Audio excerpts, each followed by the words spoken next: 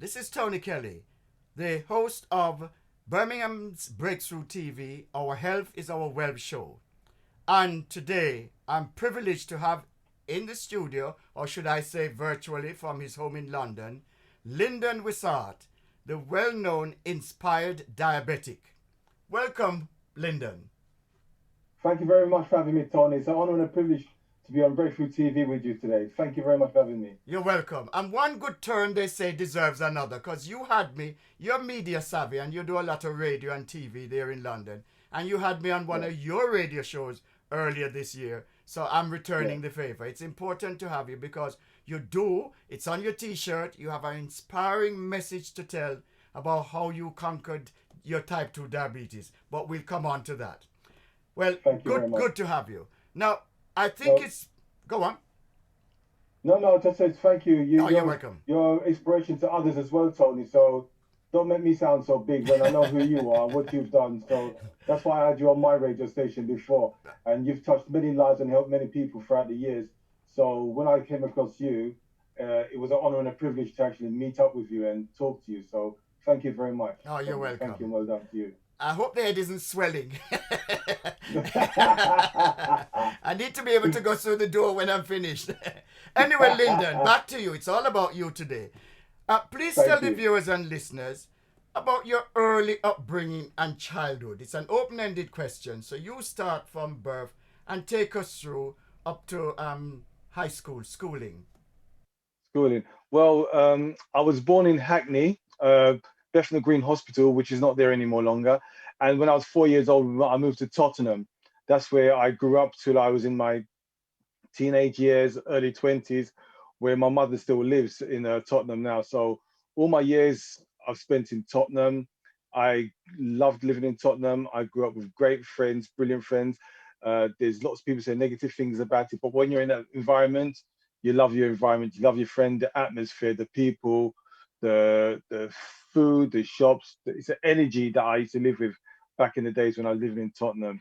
So since then, I've developed into 4 children. Okay, so I've had 4 kids. I've moved to different areas, Muswell Hill. Moved from my mum's house in Tottenham again, another place in Tottenham. I lived in Hayes, near Middlesex, near Heathrow. I did, and also so I've moved out into Buckinghamshire now as well. So I still got my roots in Tottenham, but up until then, it's been amazing. My schooling was lovely years. I enjoyed schooling since junior school, secondary school. I loved it.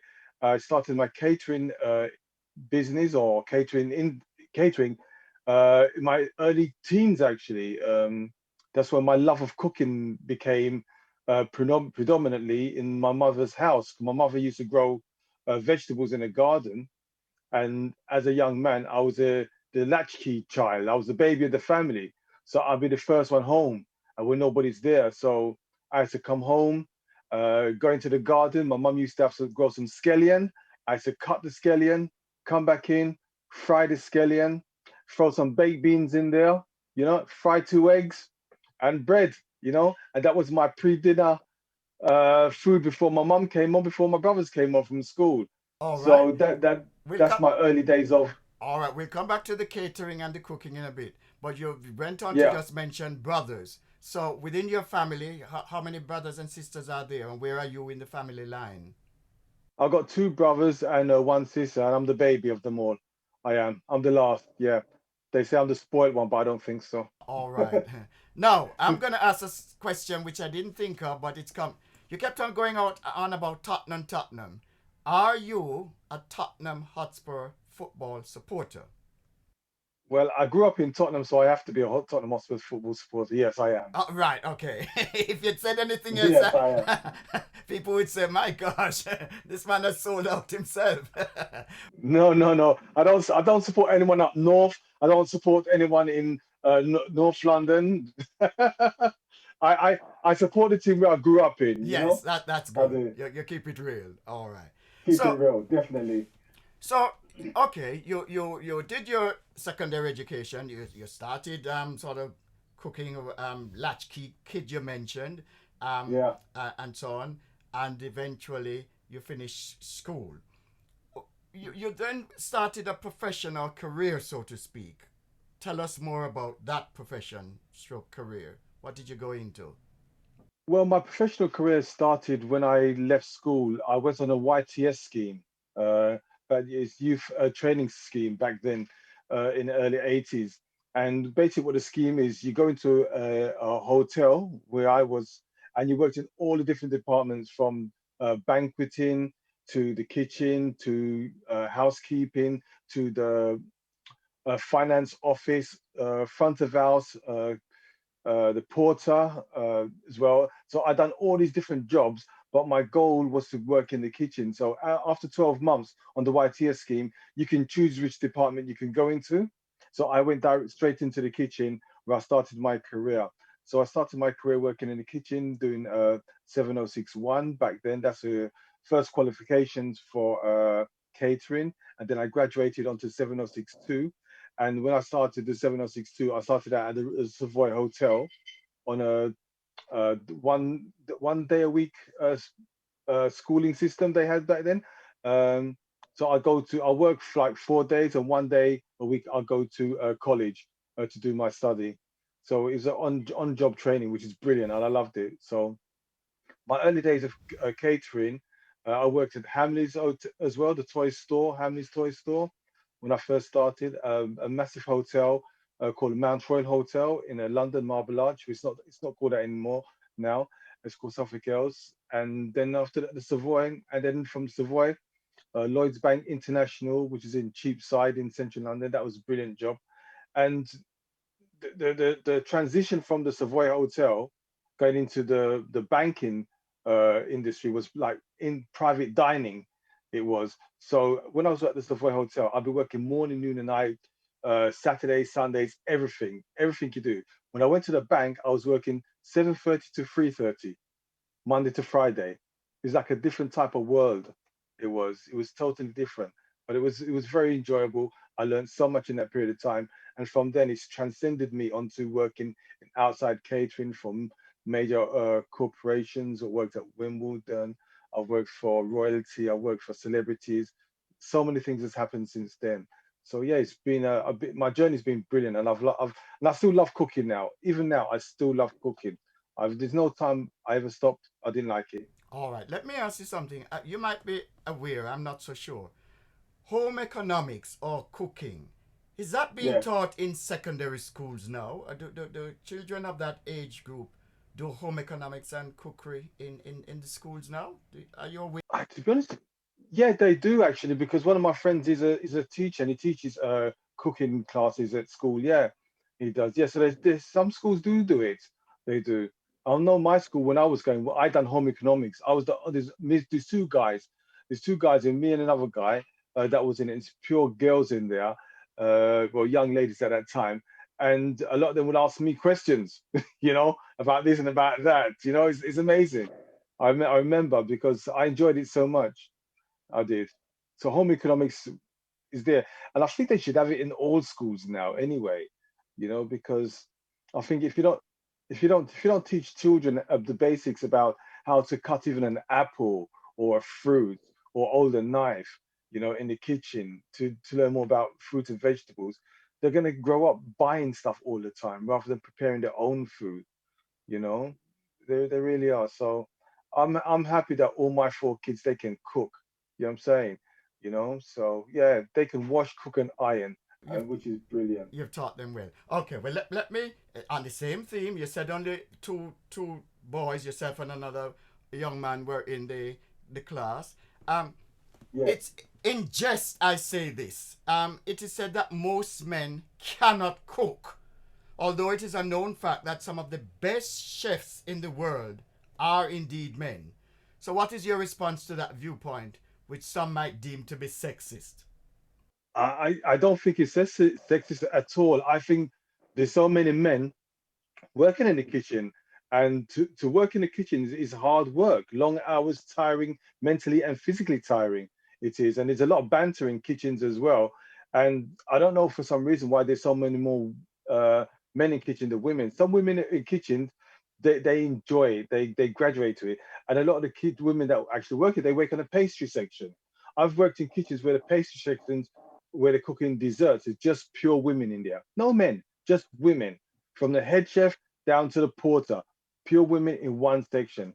And this is how it goes sometimes. Some women just enjoy baking, creating, but there's also men that does exactly the same thing as well, creating desserts as well. So one of the good things about me, when I go into an establishment, they say, okay, what can you do? What can you specialize in? I say, I don't specialize in anything. They say, what? You can work on the main, starters and desserts? I say, yeah. But a lot of men, they're afraid of working on the dessert section. They don't want to, they don't like to for some reason, because they think they, even if they bake a cake, it's gonna not rise, they're gonna fail on it. So they think it's very intricate, certain things. But once you got the hang of it, it becomes very straightforward. You get to understand it. I love doing pastry. I love doing cakes. I really do. Yeah. I'm not very good at the decorating part of it, like I used to be. I used to do cake decorating when I in my teens all the time, and I was really good. But after a period of time, you get into the industry where you're just working on certain types of cooking, so your skills are not being developed all the time, and that's what happened with me. But I can bake a cake, no problem at all. I can bake a cake. All right. Well, I'm happy to bake. all right, let me ask you then, what's your specialty dish, i.e., the one you like to prepare the most? And then, secondly, what's your favorite dish, which might be different from your specialty dish, the one you like to prepare the most? So, two parts to Okay, that question. super. Well, this is what I always get asked. What's this? Like you say, so what's your signature dish? Yeah, what's the signature dish? You see, a lot of chefs they got a signature dish. So when they go somewhere where they're going for a trial, they'll cook that dish because they have to cook it perfectly. Yeah. When I go for a trial, someone I said, okay, what have you got? I can create something. So I find it very, very hard to find a signature dish. You know what I'm saying? So if you understand it that way, it's like give me a list of ingredients or put something in front of me, I can create something out of nothing. It's like sometimes I come home from work, my wife goes, there's nothing in the fridge, there's nothing to cook with because I haven't done no shopping. So I go in the fridge, I pull everything out, 15, 20 minutes later, on the table. She goes, where'd you get that from? I said, the fridge, you know, All because right, so yeah, there's no because you signature create. dish for you, but And your favorite yeah, and dish, though. I think one of my favorite dishes that I really love is my mum's stewed chicken. I don't know why. But no matter what I taste, sometimes my mum's stewed chicken, rice and peas. I don't know why. My mum is such a good cook, even up to now. You know, the food she does, she does it with her heart, and she does it with flavor, and she makes everything perfect as she goes along. So I've eaten so much foods in different countries around the world. I've created lots of stuff myself, and I've eaten lots of things that really taste nice. That's nice. But anytime I go to my mum's, I'm going to mum's. I say, Mum, do you stew chicken for me? So I think that's the only thing I could seriously say is to do stew chicken for me. And even my my mother-in-law, she's a very good cook as well. And there's a couple of dishes that she cooks or that she makes that I really enjoy. And every time she wants to do something, I tell her to make that, And these are meat dishes as well. They are. So yeah, it's We've it's been very talk interesting. we've been talking a lot about food. I'm gonna sort of bring the food aspect of it to an end in a bit. But here's one for No you. problem. What would be your response to anyone who says that there are far too many cookery programs on TV these days? Uh, I don't think there's enough cookery programs with black people in it, black chefs in it. Full stop. You know, you don't see them. I think we need to change the narrative on that because I know lots of black chefs and they're really good. And I'm thinking to myself, why you guys not on TV? Why we're not doing something on TV? The narrative is we need TV channels like Breakthrough TV to have black chefs doing some cookery programs, doing some cooking shows, and show our talent rather than leaving it to the mainstream TV. Uh, and this is what I don't think there's never enough cookery programs on TV. The only time you find there's too much cookery programs on TV if you're watching YouTube, then you see lots of people cooking, you know. But if your certain genre is of a black caterer or a black chef, you know what I'm saying? Let's give them some kudos because we're brilliant chefs. I say I've got one of my chefs, black chefs. He's brilliant, and one is some of the stuff I see him create, and the way he works, is a strategy, his mentality, his passion is so strong, you know. And I think to myself, I just watch him sometimes. Say, boy, we need people like you in the front line, you know, in the front line. So this is why I do my cooking shows as well. But it's for the the media, black media owned TV networks in the UK, around the world, to put the black chefs in front of the screen and forget about the mainstream other ones. Because don't forget, the mainstream TVs, they all started small at one time. And there's no reason why a company or TV channel, black one, can't become mainstream, predominantly black viewers. You know, obviously in other countries like in the Caribbean or Africa, there's predominantly black presenters and stuff like that. That's the normal. But we're living in a mixed society here, like in the UK. You know, so when you live in a Lyndon, the Breakthrough TV production team will have to probably seriously take that on board.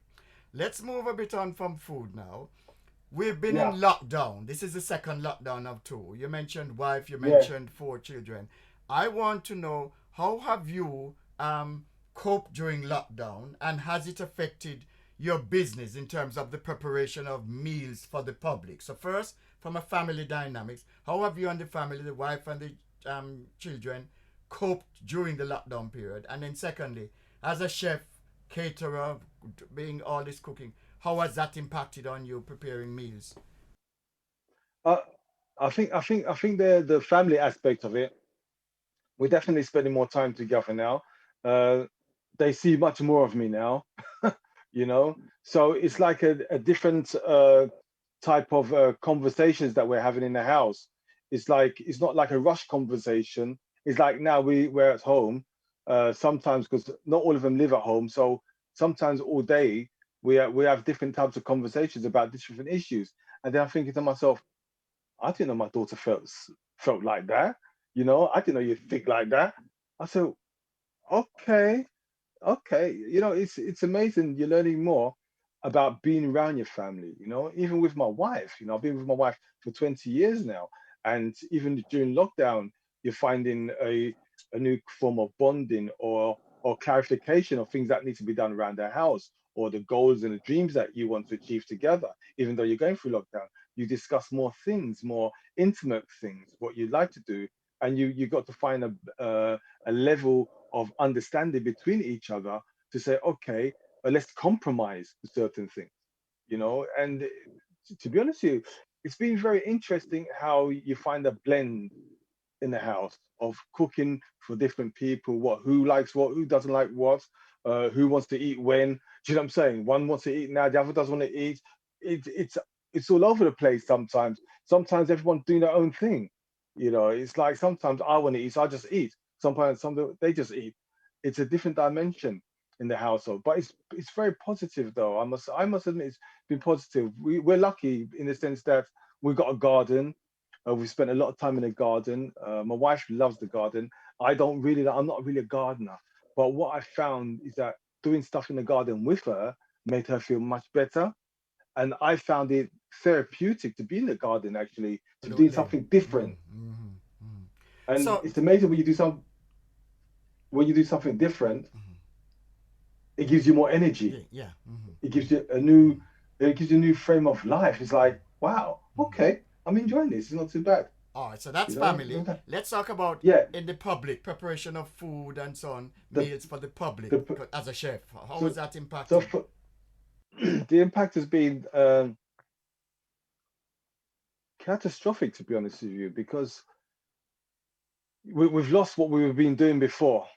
You know, we have no customers. We're not serving anybody. We're not feeding nothing. The motivation factor is not there.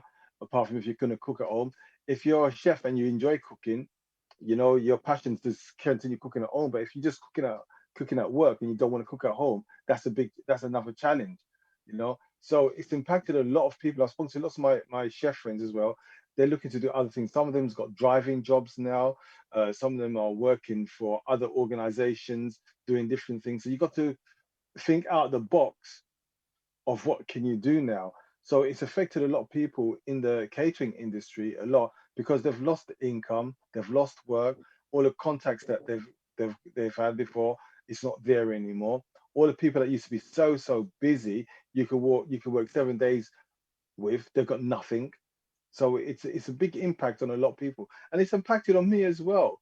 Um, it's affected me because you don't get out and you're not working proactively all the time, you know. And even this week, I'm thinking to myself, Lyndon, you put a bit on your stomach, you know, because in the kitchen you're always working, you're always running up and down, you know. So I got to change my mindset sometimes. Say, okay, you still got to look after your body physically, you know, which is important. So looking after your body is very important, and I feel good about myself. That leads on quite nicely. Looking after your body is very important. Those were your exact Yeah, words. I'm going to lead on to diabetes. You're the inspired diabetic. So the question is, does diabetes run in your family? And how did you become diagnosed with type 2? And more importantly, my understanding is you've reversed it. So does diabetes run in your family? How were you diabetes, diagnosed and but how have you reversed it? no, Tell us, please. no, it doesn't really run in my family. I know a couple of people in my family's got diabetes. Uh, some of them they're not doing nothing about it. Some of them are. I know for a fact one of my someone close to me in my family, he was diagnosed just this year with diabetes, you know, and he got the book. I spoke to him, and within 3 months he went back to normal. Would you believe it? Yeah, because he followed some simple basic principles. When he told me that he had a blood test and then he reversed it, I couldn't believe it because he was so big and he was so not focused on his body like he used to be. So when he told me he was diabetic, I wasn't shocked. But when he told me he reversed it, I was surprised. I really was. And then he told me what he'd done. So yeah, it's reversible. It's a mindset at the end of the day. It's a mindset to reverse the type 2 diabetes. You know, so you can do. In my situation, um, I was diagnosed type 2. My HbA1c was 92.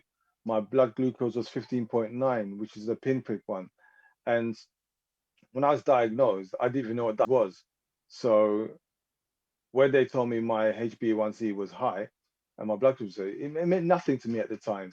And when they offered me medication to reverse my type 2 diabetes, they said, we're going to give you 3 weeks to reverse it because I declined medication.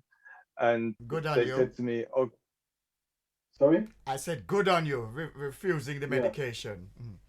yeah. But I did refuse it because I knew about the medication. I refused it because my cousin, who was a type 1 diabetic, he knew a lot about diabetes before I did.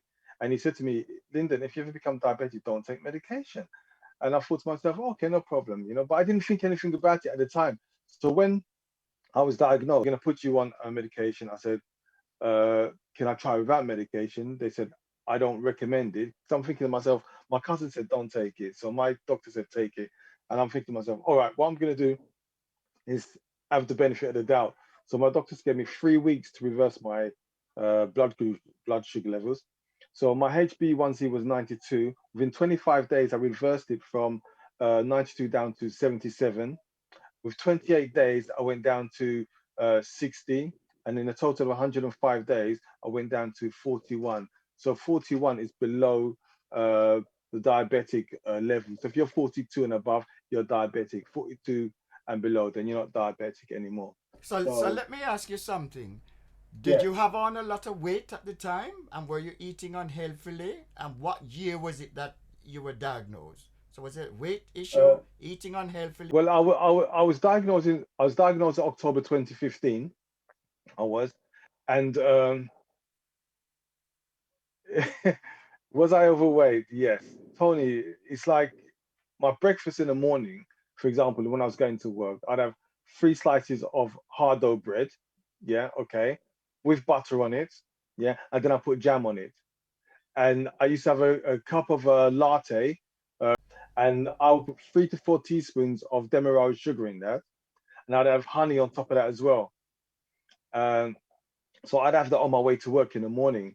But after a period of time, the bread was too sweet, so I went on to wholemeal bread.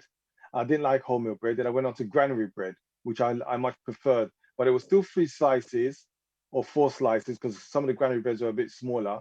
And I put the butter and the jam on it anyway. Once I get to work, I'd have a cup of tea. Yeah, I was working on the section, the pastry section, where I was cutting cakes every day, and we were cutting the cake so that each portion from a cake was the same size. So I'd be cutting the trimmings off the cake, and the trimmings were going to a bowl in front of me. So as I'm cutting more cakes, I'll be eating the trimmings, drinking my tea, you know. So in the morning time, at lunchtime now, we they'll prepare a meal for us. It'd be like a carbohydrate, be pasta, rice, potatoes, fizzy drinks, that kind of thing for lunch as well. So after lunch in the afternoon, uh, maybe about 2 o'clock, 2:30, we'd have a cup of tea, cup of coffee. So we're gonna have some more biscuits and some more cake trimmings, eat like that. And at that time, I was living outside London, and when I finished work about 4 o'clock or 3 o'clock, no, about 4 o'clock, 5 o'clock, I finished. It would take me about 2 hours to get to work, to get home. Sorry, and by the time I got home, yeah, it would take me about 2 hours. So before I got into my car, I thought to myself, let me go and get a free meal deal from the shop, which be a BLT sandwich, a pack of crisp or a chocolate bar, and a drink. It's normally a fizzy drink as well. So this is on my journey going home. And sometimes when on my way home, I could hear a noise in my boot in my car. I could hear ching ching ching ching. I thought, what's that in the car? What's the boot? So sometimes I pull the car over, I look in the boot, and I have cases of J2O in there, yeah, which I from there because I used to go out drinking with my friends, but I never drank alcohol. I used to just drink fizzy drinks. So I used to always have a J2O. So I got addicted to J2Os. So when I used to go to the cash and carry, they got a big sign in the front of you, case of J2O, £5.20, when I was paying £2.50 for one bottle in the pub or the club. I thought to myself, just it makes sense. I would just buy a couple of cases. So I'd have it in the booth. And the thing about it, Tony, when I get the J2O, when I open the boot, I'll see a bottle. I'll take one bottle, and this is crazy what I used to do. I used to open one bottle there and then, because I had a special bottle opener for it in the car. I'll drink one right there at the boot. Like, oh man, I needed that. And then I'll take another bottle and put it in the car with me for the rest of my journey home. It's amazing. Mad, mad. Sugar, So sugar, and more sugar. I'm telling you, yeah. And when I got home, Tony, yeah, just think your wife's probably cooked you a nice meal or your partner's cooked you a nice meal, and they say, "Oh, dinner's ready." I see me dinner. I'm full. I've been eating all day. So what? Is there something wrong with my food? They'll say. I said, "No, there's nothing wrong with it. But then eat up, eat up." So it's gonna be pasta, rice, potatoes, fizzy drinks. But with me, on my table, I had my mango juice and my ginger beer, my number one drink. Yeah, that was my number one drinks at the time. So just think all that I've eaten throughout the day at work. Then I got home, got to eat the wife's food as well. And then after eating wife's food, what do we normally do? We sit down on the sofa, guys, turn the TV on. So we're gonna watch football or some sport, but we're actually sleeping. We doze off, we go to sleep. Yeah. So, So when we wake up, when the wife wakes up, come, come, come, go to bed, go to bed. And I get up, okay, I'm coming, I'm coming, I'm coming, coming. So what you do is that, listen, I can have a drink. Let me have a drink just before I go to bed. So I go into the kitchen, make myself a cup of tea, open the cupboard, and what's there? Ah, my digestive biscuits, man. Let me take a couple of them with my tea, you know? So you take a couple of digestive, sit down, eat it that with your tea. Ah, go and get some more. Open the cupboard. I just take the packet, man. So you just take the packet and just eat the packet. Next thing you know, you're having your tea, you finish the pack of biscuits, sitting down. So the only reason why I tell this story is because from morning to night, it's constantly eating. Your body's constantly working. Yeah, that's what makes us tired. And the thing about it, Tony, when I've been doing live events, so many men come up to me and whisper in my ear, Linda, let me tell you something. I said, what? You know, what you was doing, man, I was doing exactly the same thing. so I was doing, listen, so listen here yeah, now. So you're piling on all these pounds. You haven't actually told us how much Yeah, you weighed. I don't know if that's a secret, but you're piling on all these pounds because yeah, you're eating all the wrong food. Let's be just blunt about that. But yes. then tell me, what made you decide to go to the GP to get the diagnosis done? Were you experiencing any signs or symptoms which led to you saying, I'm going to have to go and get a health check done or a medical check or get my urine Yeah, sample or my blood? yeah. Take us The day I that bit. decided to go to the doctor, I was working in the kitchen on a table. I was working out recipes using a calculator, and for some reason, 101 was 3, 2 and 2 was 5, 6 and 6 was 7, 8, 9. The calculator was not working for me that day. I was second guessing myself when I was using the calculator, and I couldn't think properly. So I was in a zone, just trying to work out what was going on with me. I just wasn't feeling right, and I could hear people in the background kind of laughing. And I think, what are they laughing about? What are they laughing about? But I said, Lyndon, just focus on yourself. And the chef goes to me, Lyndon, Lyndon. And when somebody calls out your name, you naturally turn around, yeah, because it kind of wakes you up. So that's what happened to me. So the chef called me Lyndon. So I looked at the chef. I said, yeah. I just looked at him. He looked at me, and I just ran out of the kitchen. And I ran into the changing room, and I just fell on the floor, and I was crying like a baby. I was crying, I was crying because there were so many things going wrong with me, my mind, my body. I was just not feeling well throughout the year. I had blood in my stool, I had pains in my stomach, my eyes was always not feeling good. I had pins and needles in my toes and my fingers. I was running to the toilet about 3 or 4 times an hour easily. I was putting on weight, Tony. Yes, I was going up to like 89, 90 kilos. I was getting big. Yeah, and I was getting bigger, bigger. But I didn't know that I was putting on weight because it looked normal to me, you know. But my mother told me, Lyndon, your belly I get big. And when my mom told me, Lyndon, your belly I get big, I said, what? I said, Mom, you can't talk to me like that. I'm the baby of the family. She said, I know, but Lyndon, you know something? Your belly I get big. And that's when I looked in the mirror and I realized, wow, you are getting big, Lyndon. You know what I'm saying? So that was another sign from my mother. Um, so these are just some of the things that was happening to me. I was always eating, like I said to you before.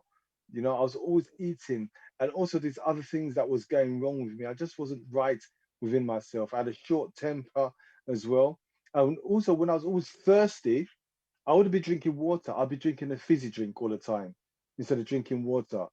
You know, so all of these symptoms add up. So the chef said to me, Lyndon, he came running to the changing room to me. He said, Lyndon, what's wrong with you? I just said to him, listen, I just don't feel good. My body, my mind, I just don't feel good at all. And he goes, you know something, just go to the doctors and go and get a checkup. So that afternoon, must have been about 1:30, 2 o'clock. I rang the doctors, yeah, and you know what happened? Somebody actually picked up. I didn't get an answer machine. Somebody picked up, and it was an actual person that says, "Hi, can I help you?" And I said to them, "Yeah, can I book an appointment to see the doctor?" And they said, "Yeah, when would you like to come in?" I said, "Whenever." They said to me, "Okay, come in today at 5:30." I said, "What today?"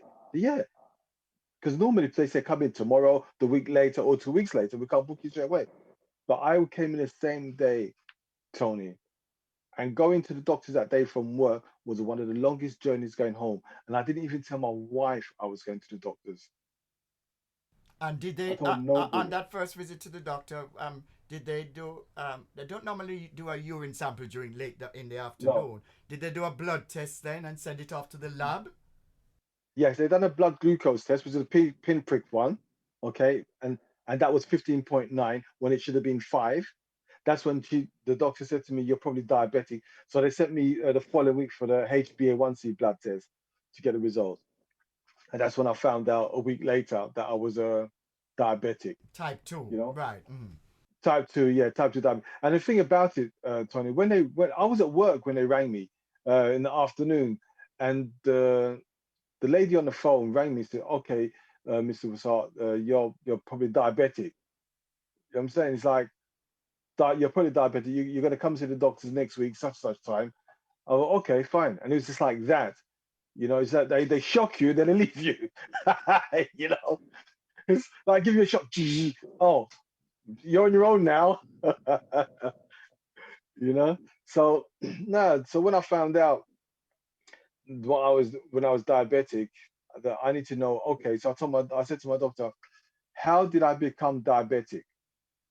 Why am I type 2 diabetic? She said, your carbohydrates that you're having, pasta, rice, potatoes, your fizzy drinks, all those kind of things, and your weight as well, contributed to your type 2 diabetes. Yeah. Did she mention anything about also as a black man, they're 2 to 4 times more likely to develop diabetes than white people and at an earlier age? Did that come into the equation? No, nothing came into the equation. The only thing that came into the equation from my doctor at that time was number one, you're diabetic, and number two, you got to take medication, and that was it. And you probably got to cut down your carbohydrates. So I didn't go away with a program as such of what to do and how to do. Uh, it's amazing thinking back because if I just made a decision that I became type 2 diabetic, you got to stop eating these things. Okay, that's simple. Yeah, that's simple. So I thought to myself, okay, I've got 3 weeks to reverse this. So this is my story, Tony. I don't recommend anybody do this, but this is what I done. I stopped eating pasta, rice, potatoes. I stopped eating fizzy drinks, biscuits. I stopped eating my ginger beer. I stopped drinking my ginger beer. I stopped drinking my mango juice. All these things overnight. I literally went from a full-on food eater to a non-food eater. I literally stopped eating food. I did. So I was so frightened of continuing being diabetic because once I got home, I started to look at the side effects of the medication. They're looking at the consequences of staying diabetic.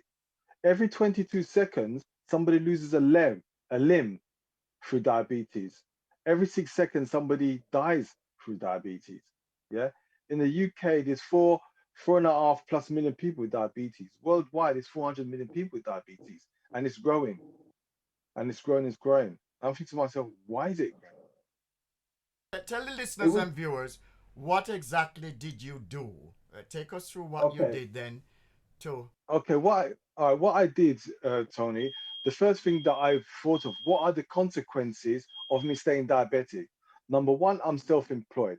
If I stay diabetic, I can't work, I can't earn. I can't earn, my lifestyle changes. It affects my livelihood, it affects the family. That's the first thing I have to think about. Yeah. The second thing I think about, I've never been on any medication in my life apart from having headache tablets that we all chefs used to take. Yeah, and I don't want to take anything that's contradictory to my body anyway. So that's another thing that I didn't want to. So I don't have any added illnesses to my body by taking medication. So I said to myself, today, Lyndon, they're going to stop eating carbohydrates. So I stopped eating carbohydrates. The next day, what I started to do was just, I don't know. The next day, I just didn't do anything. I didn't want to eat nothing. I took my daughter to school as normal in the morning for 8:30, and then I said to myself, you know something, I need to lose this weight. So what I started to do, I started to go to the gym. I registered with the gym. So I take my daughter to school for 8:30 in the morning, and then I'll go to the gym. I've been in the gym about 3, 4 hours, just doing all kinds of stuff, doing this, running, training, skipping, this machine, that machine. It was a mess. I was all over the place. And I said, Linda, you're spending too much time in the gym. Why? You know what I'm saying? Just to lose this weight. And one day I said to myself, just get yourself a personal trainer to have a routine. So I just got a personal trainer just to show me around the different machines to see how I can routine that I can have so I can go in and get out of the gym. And the good thing about where I was going to my gym, when you go to the car park, £1 would be for 4 hours, yeah, and 50p would be for 2 hours. So once I found my regime of going into the gym, I go into the gym, I go on a cross trainer. I do a bit of rowing, do a bit of cycling. I go on this thing called a V plate, which vibrates the body. I do a bit of skipping, and there's another machine called lateral machine that moves the body side to side. Because I like that, because I go skiing, so that helps with the flexibility. So I need to get in the gym within 2 hours to do that and then come out. And that was my goal. So anyone that's thinking about doing something in the gym, set a goal, a time to get it done. And there's one day I was in the gym and I was really working hard, but I wasn't sweating. I wasn't sweating. I said, why am I not sweating like I'm supposed to be? You know, I'm doing like 130 reps on the machine. And I thought I was really going for it. So I went to my cousin and said, Ken, listen, I'm in the gym, I'm working really hard, but I'm not sweating. And Ken said to me, you know what you need to do, Lyndon? I said, what? Tell me. He said, you need to step it up, man. He said, Lyndon, step it up. I said, what do you mean, step? You need to go faster. I said, you're joking. He said, yeah, I said, he said, step it up. The next time I went to the gym, I started from 130, 135, 136, 137, 138, 140, 145. Then the sweat just started to come off me. Started to come off. I went up to 150, 155, and I was going for it. I really, and the sweat. And I tell you, when you're in the gym and the sweat just drops down, it's like, wow. Then you feel like you're doing something, you know? So you feel like you're achieving something. So that's what helped me lose the weight. When I was going to the gym, I wasn't eating nothing in the morning. I was just drinking water. So for 4 or 5 days of the week, I'll be taking my daughter to school in the mornings. I'll be just drinking water in the mornings while I was in the gym. Yeah. One thing which I didn't realize I was doing, I was intermittently fasting. They told me. So a nurse told me, Linda, you were intermittently fasting. What do you mean by intermittently fasting? Well, you're not eating all day. You're eating only part of the day or some of the day. I said, oh, okay, fine. So the intermittently fasting helps cleanse the body. It does as well, because there's no foods in the body. So when I finished in the gym, I'll go back to the car. I'd have a punnet of blueberries and a banana, and that was it. Once I got home, I'll have some vegetables. Yeah, vegetables or some more fruit. And but I just kept drinking water. So that's part of it. And with that regime, I started to cut out on my meat. I used to normally have a full breakfast, full English breakfast. I used to have my sausages and my bacon in the morning. I stopped eating sausage, so I stopped eating bacon. And when I stopped eating bacon, I felt there's something missing from my breakfast because I like that meat with my breakfast. So what I started to do, I started to go on to grilled chicken instead. And I didn't like grilled chicken with my breakfast. Then I went on to smoked turkey, and I didn't even like smoky. So I thought to myself, Linda, just forget the breakfast. So I stopped eating breakfast in the morning. I did. And then I went on to porridge or not having anything at all. So that's the things that I started to do. So my mindset now was, what do I need to do? How to do it? That's the first thing, mindset. The second thing was diet. What foods am I going to start eating and taking out my diet? And some of the foods I started to introduce to my diet was okra, yeah, okra water, because okra helps reduce the blood sugars naturally, yeah. There's another thing called bitter gourd, Karela, or bitter melon that helps reduce blood sugars naturally. Moringa, I started to eat more of. Blueberries, uh, vegetables. I started to eat more. I love my berries and nuts. I started to eat lots of monkey nuts. Some of these foods I'm telling you about, they are flavonoid foods. Flavonoid foods are foods that heals and nourishes the pancreas. So with type 1 diabetes, yeah, the pancreas is not working to produce any insulin. Yeah. With type 2 diabetes, the pancreas is not working fully and it's not producing enough insulin, but or you got too much blood sugar level. So it's a contradictory thing where the pancreas is not functioning properly. So my cousin Ken says focus on flavonoid foods, foods that's going to heal and nourish a certain part of your body. So that's what I started to focus on, So it's a fast range fresh herbs like parsley, thyme, romaine lettuce, beans, peppers, apples, sweet potatoes, dark chocolate. It's just some of the things that I was focusing on a regular basis. So at one stage, I totally stopped eating meat. Because what I found with meat for my personal body, when I ate red meat, it stayed in my system longer, and I felt heavy after eating red meat. So I cut out the red meat, and I went more onto fish. And then at one stage, I just went total vegetarian. I just stopped eating meat totally. I did. Yes. Uh, Can I just in the stop early you days. one So I want, second there in terms of red meat? Doctors have told me red meat is the main cause of prostate cancer. Of course, all oh men have wow, a prostate. yes, That walnut gland, which is that it produces semen, etc. But we are yeah, to cut down on red meat. And so within our family, we do the same. Red meat is a number one killer. So the whole mere yeah, fact that you're not eating the red meat is very. I'm pleased to hear that. Very, very pleased. yeah, yeah, yeah, Carry yeah. on, Lyndon. This is such a fascinating story. Carry on, Yeah, please. I think what people got to recognize is how did the body feel? You're going to find a difference within your body. You know, it's like when you got the desire to eat something, just drink water, and you'd be surprised how much the water cleanses and fills you up. You know, so so that was the second thing, the diet, the foods that I was eating. The third thing was the physical activity, like I was talking about, the exercise. You see, I went to the gym, but you don't have to go to the gym. You could do stuff at home. You could do stuff watching the TV. There's lots of stuff on YouTube you could do. You could do something at home with somebody. You could go for walks. Whatever works for you, you do. But do something. You know, do something because you got to get that blood circulating, and also you get people who's got cholesterol problems, stuff like that. They need to eat things like fresh pomegranate. Like my mum's in it. My mum's 90. I tell mum, eat fresh pomegranate because it helps the blood circulate. Help the blueberries. You know, I buy a watermelon all the time as well because all these things help cleanse the body, clean out the body. It does. So these are the things you have to focus on. And with the intermittently fasting, I was fasting one once a month for 24 hours, yeah, before I was going for a blood test. But when you're going for that blood test, you want to make sure your blood sugars are low. So my mindset said, okay, if I don't eat 24 hours before my blood test, my sugars are going to be low. And so that's what I did. I remember one day I went 27 hours without having any food. It's just liquid. I was just drinking water. And the thing about it, before I started the fasting, the first time I thought to myself, yeah, when I finish this fast, I'm gonna have a nice breakfast, man. I'm gonna take my daughter to school, come back home, and just cook up a nice breakfast. When I came back home, I thought to myself, I don't even feel like a breakfast. You know, it was an anti-climax to think, oh, I'm gonna have this nice breakfast when I come back. And I didn't. I just had water and I think I just put out some fruit and stuff like that.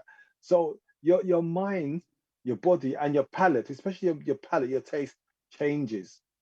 Yeah, I can drink I can drink tea now with no sugar. Before I had to have sugar in my tea, even herbal tea. So, for the benefit of the viewers, how Yeah, long a period, how many days did it take you to, as you have mentioned, reverse your diabetes? It went into remission, you reversed it. How many yeah. days did that take? And then what inspired you to say, hey, I'm going to have to write a book about this for the benefit of everybody? Okay. I started to reverse my diabetes in 25 days. The first one from 92 down to 77. That's when I started to reverse it. But to put it back in total remission, uh, to control or back to normal was 105 days naturally, like 3 months, 105 days. And one of the things that I've found that made me do it is the will, is the mindset. That's where it all starts. Can I do it? And what do I need to do it?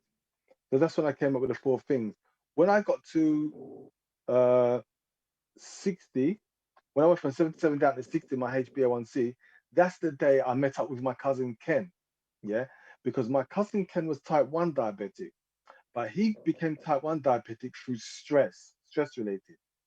And when he told me his story, I said, Ken, you need to write a book. You need to write or do a video, share your story, your journey with somebody. And he said, Linda, I was thinking about writing a book. So I said to him, listen, I got a friend who's written a book. Yeah, let me talk to him, see if I can get him to help you. So I spoke to my friend. He said, Linda, come to this meeting that we're having about writing books. You know, so we went to this meeting, and I thought to myself, I'm going to sit on that front row so that I can give Kenneth as much information as he needs to help him write his book. So I'm sitting on that front row now for wow. And I met one woman, there's one woman that was speaking, and she said she's written 4 books. Afterwards, I went to this woman, I said, how come you've written 4 books? She goes, "So I enjoy writing." And I don't know, something just clicked in my head. And I think to myself, hold on, all these people have written books here for one reason or the other, because they got a story to tell. When I met Ken today, Ken said, Linda, what you've done is really good reversing your diabetes from 92 from 92 down to 60 in 2 months. I said, really? He said, yeah, that's really good. So I said to my friend Darren, I said, Darren, do you reckon I got a story in what I've done? He goes, Lyndon, I don't know. Just write down what you've done since you up to this time with your diabetes, I come see me in a few days and let's talk about it. So I wrote down in A4 piece of paper blocks of what I was doing each day, each day, each day. The following week, I went to see my friend Darren with all his papers. Yeah. And we sat down at the table and he said, yeah, Linda, read to me, read. So I started to read. I wrote it, but I didn't read it. I just wrote everything I done.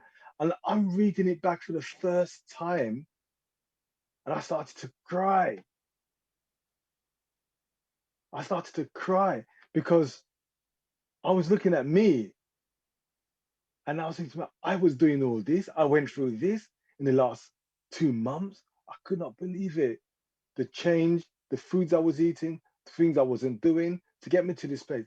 And even Darren had a tear in his eyes. And I said, Darren, what do you reckon?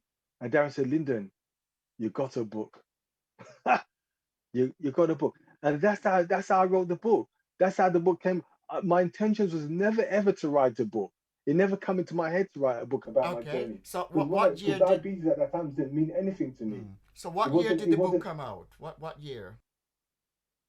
Sorry. What year did the book come out? When was the book The published? book. January 2017. The book was launched. Right. It was Uh-huh. Okay. Later January on, you're going to 2017. you're going to say because you're going to leave some social platforms and websites where people can, if they're so Yes. interested, get the book to buy or so. But I'm gonna come back, leave the book for a bit because that will come back later. You're Yeah. what I would call a fitness fanatic. You're into keeping fit, etc. All the gyms are closed.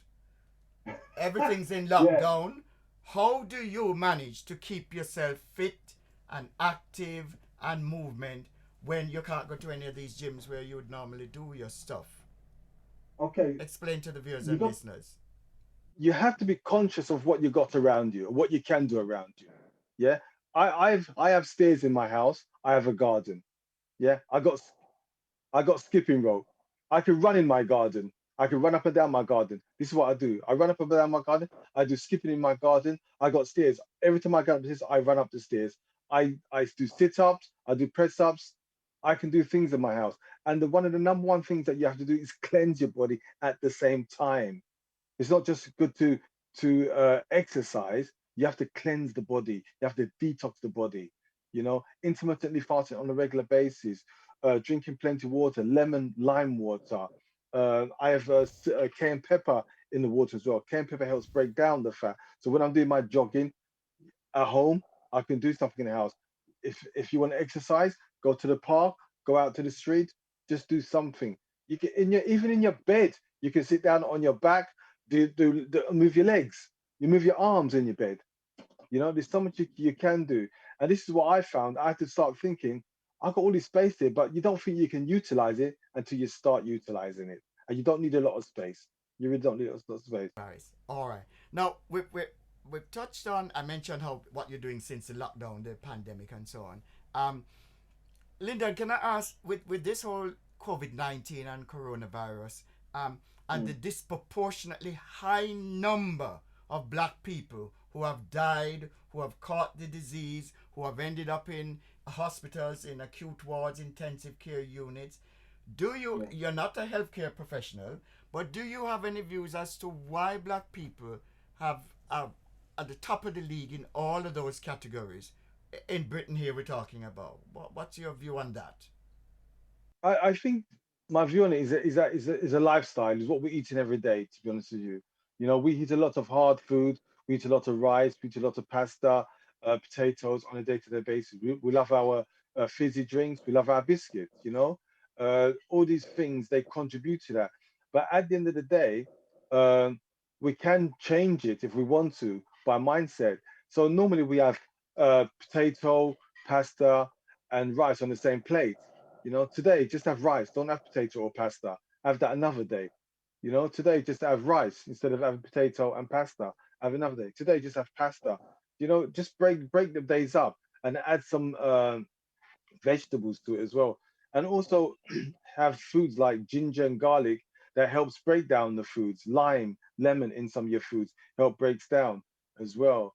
Uh, and just cut down on the meats, to be honest with you. There's a lot of things that we eat now is detrimental to our health. And within a community, a lot of us like our fried foods, cut down on the frying of foods as well.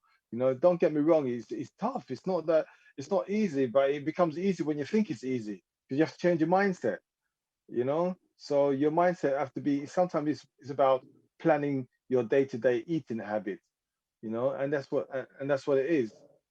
And be conscious of what you're eating. And you got to be strong and sometimes say no. You know, say no, you know, So, to certain all foods. right. And this is what I think. So it's a shame that it's like this, but we can make a difference and we can change it. Definitely, I believe that. I do believe that. I really do. All right. So let me ask you then, Lyndon, does your motivation to keep fit and active ever wane, dip, or drop on this health and well being journey? Do you have times when you think, no, I'm not going to go, I'm not going to be bothered also? Or are you always so Yeah, well motivated? yeah. No, I'm not always motivated. I wouldn't say I'm not motivated. I've just said, gosh, I don't feel like doing that today. I just don't. You sometimes you wake up, your body's not even wanting to get up. But you know the funny thing you ask about it, Tony. Some of the days when I get up and I don't want to do something, and then when I go and do it, I feel so much better. It's really, really interesting. If you get up one day and you say to yourself, listen, shit, I'm just going to stay in bed now. I don't need to go train today. I've done it yesterday. And you really feel like you don't want to do it, just go and do it. Say, go, just go, just go. And then you feel, wow, this is cool. I feel good about it. But yeah, definitely, Tony. There's days that I don't want to do nothing. That's normal. I'm a human being. I'm not a machine. You know, I'm not a machine. There's some days I just don't do nothing. But the thing about it, let me give you an example. Okay, a perfect example is um, Christmas time. All the kids around my house, families around, house is packed with people, the big table's out, all this food's on the table, you know, all the cakes on the table, everything like that. And in my mind, I was in my own little zone and I could hear my children, grandchildren, family, brothers, everyone making noise. But for some reason, I was in a zone saying, I can't eat this, I can't eat that, I can't enjoy myself because everyone's enjoying themselves because they're just eating, drinking. But I was controlling myself. And I took my camera and I looked at my camera to take a selfie of the food on the table. I thought to myself, geez, look at all that food, man. I took the picture and I thought to myself, Linda, just have one piece of cake, man. So I thought, okay, I took a mince pie and I put some custard on it. Oh man, it was so nice. It was so nice, Tony. Tony, so I said, all right, let me try some carrot cake. I tried some carrot cake. It's so nice. And then I had banana cake. Then I had Christmas cake. And then I started. So, Tony, I thought to myself, Lyndon, enjoy yourself, man. Just Yes, enjoy yes, yourself. yes. And Tony, as soon as I started to just eat and relax, and I just said to myself, just forget about the diabetes, just forget about everything that you're going through. I just enjoy this moment with the family. And I felt so much better. I did. Tony, when I had my next blood test coming up, my HbA1c, my blood sugars was low. Right. Yes. Yeah, It was low. you're so disciplined, but my doctor tells me, just like it's been said at many healthcare professional meetings that I attend, you need to ever so often have yourself a treat. And A Christmas Day, reward, exactly. at Yes, Christmas Day for you and your family, that was a day for you to have treats. You're not doing that every day. The sad thing is, a lot of people yes, do it every single day, like what you day, were yeah. doing previously. But you changed the That, habit of a lifetime, and here was your one day to be with your family, enjoying the whole Christmas ambience and meal and so on. And go yeah, for it. You're not going to do that every other day heading every on. day. No, no. So, no. You're too harsh on yourself there, Lyndon. That's my view Well, anyway. Tony, I understand what you're saying, but at the same time, we still have to be disciplined, Yes, it's you about, know, yes, it's about, because you're working towards a goal, you know. When you're working towards a goal, you don't want no interruptions in that period, you know. But just that little story that I told you before Christmas, so from November, so October, no, November, no, October, November, and December, I've been really good, yeah, up until that point. So when I became naughty, yeah, it didn't affect my blood sugars because I was so good before. Yes, So, like you said, like a you're reward. allowed your And this is what guilty I tell. pleasure. Yes, you're allowed it. All right, let me. Yes, yeah, yeah, You do have. You're very media savvy and radio savvy and so on, and you actually do have a radio show. Tell the listeners about which I appeared on earlier this year. Tell the listeners about that and some of the other TV and radio interviews you've done and the seminars and your guest speaking because you do promote the book quite a lot. So yeah. I've yeah, I've been on several radio shows. To be honest with you, I think the first radio show I was on is it's really weird, Tony, because I never expected to be doing all the things I'm doing now. It never ever occurred to me. It never ever occurred to me.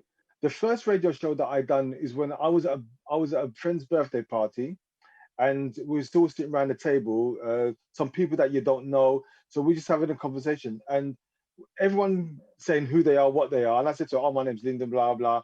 I've just reversed my type 2 diabetes." And this guy got to me, "What?" So yeah. I said, "What? You reversed the diet?" I said, "Yeah." So I told him a bit about my story. He says, "I want you on my radio show." I said, "Pardon?" He says, "Yeah, I want you on my radio show." What radio show? I think it's what's this guy talking about? What are you talking about? So I said, okay, whatever. Do you know what I'm saying?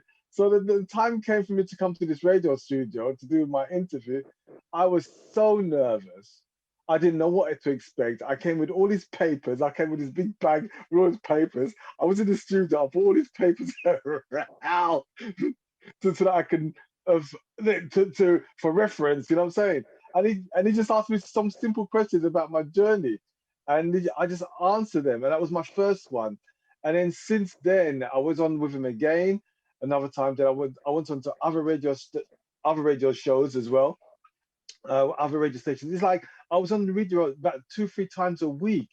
I figured, what's going on here? So when I decided to research into diabetes even more, I didn't realize how prevalent it was within the community, within the country, and around the world. This is why people wanted to know my story. So what I did, I went onto the World Wide Web to find out who's done what I done, and I couldn't find anybody who's done what I done. So I think to myself, wow, so this is why people are interested in what I done. That's when I started to take it more and more serious about what I was doing. And then from the radio stations that I was on, it took me on to I've been on Channel 5 TV a couple of times. I've been in BBC Radio 3 counties a few times. I've been in lots of local radio stations. I've been on other TV channels as well. And I saw somebody said to me, after listening to me on radio, they said, "You should have your own radio show. You should do your own thing." But I never thought about it. And then one day somebody said, "Let's do something together." I said, "Okay, all right. So what do I have to do?" He said, "All you got to do is talk." I said, "Okay, fine." So, and then a few people, a few of the ladies, Tony, ladies, yeah, said, "I like your voice." I like your all voice. right. Hey. So I said, okay, I'll jump into it, and I started to do a radio show where we invited you on as well on online, and it's very successful. It's very good. I couldn't believe the views that we had and the listeners that we had.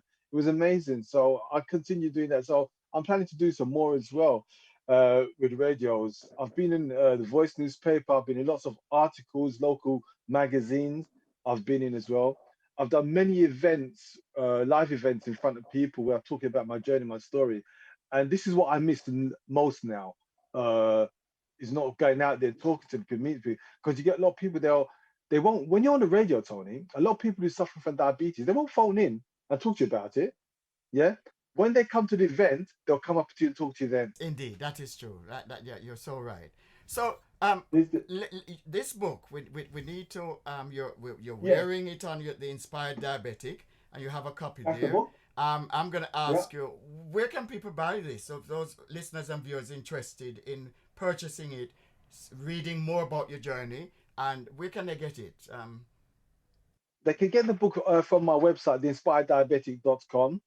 That's one place. They can get them in other booklet outlets as well, bookshops, libraries as well, other online shops as well. So I've made my book available anywhere that they want to get it. Yeah, I know we're going through lockdown now, but when the libraries were open, you could get the book in a library. I got my book in certain libraries because there's people out there in this day and age they cannot afford to buy the book, so they got the opportunity to go to the library and be able to uh, borrow it for free, which is good, which is one of my goals. So before lockdown, I was planning to go to lots of different libraries and put the book into libraries and talk to them about stocking the book.